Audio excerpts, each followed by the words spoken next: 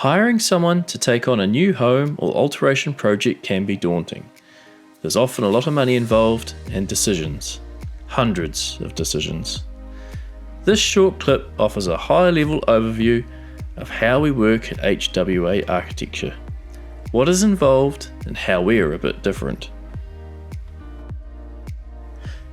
To get started, we like to set up a meeting to look over your potential project.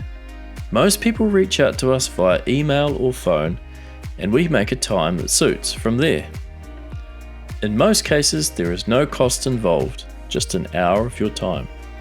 This gives us a chance to introduce ourselves and find out about your project. After an initial meeting, we investigate some basic information relating to the site and how we can assist in achieving what you might need from the project. This allows us enough information to prepare a fee proposal, advising of costs and more detail on the process ahead. Our proposals are comprehensive and the fees are broken down into the relevant phases. We only progress each project one phase at a time. Before we start designing, we undertake some pre-design work. With clients, we look to confirm the project brief and the budget. This locks in our design and timeframe targets. A site survey identifying boundary locations, services connections and topography is required for verifying town planning compliance. In the case of an alteration project, we undertake a 3D building scan using our laser scanning tool. It takes about half a day to scan most buildings. However, it saves many days worth of time later in the process. The design stage is a collaborative phase where we work with you to design the spaces, connections, and building forms.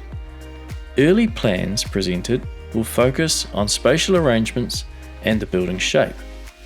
Once those aspects are confirmed, the focus turns towards arranging the structure, services, landscaping, and material selection.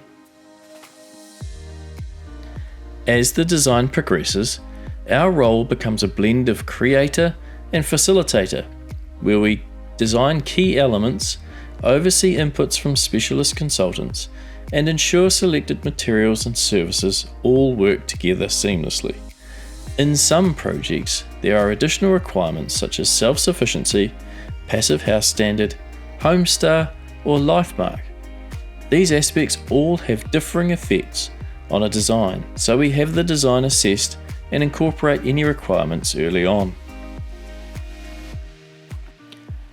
Once the building form and location are approved, an assessment is made about whether planning permission is required. Planning permission is often referred to as resource consent, and it is very common for this to be required.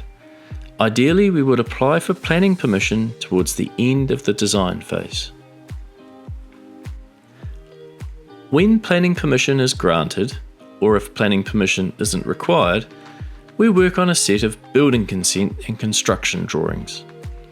As each project is unique and tailored to our client requirements, our office prepares bespoke construction documentation for each project.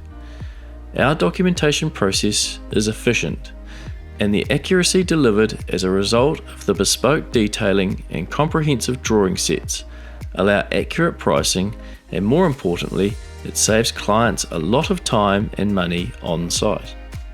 Many off-site manufacturing companies use our services for this reason.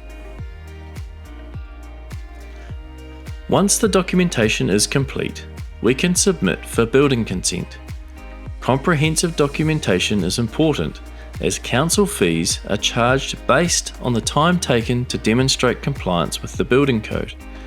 With councils charging over $200 an hour for information requests and on-site amendments, it is important consent applications are submitted complete and accurate. While the council is approving the building consent, we have enough information to start looking for a builder.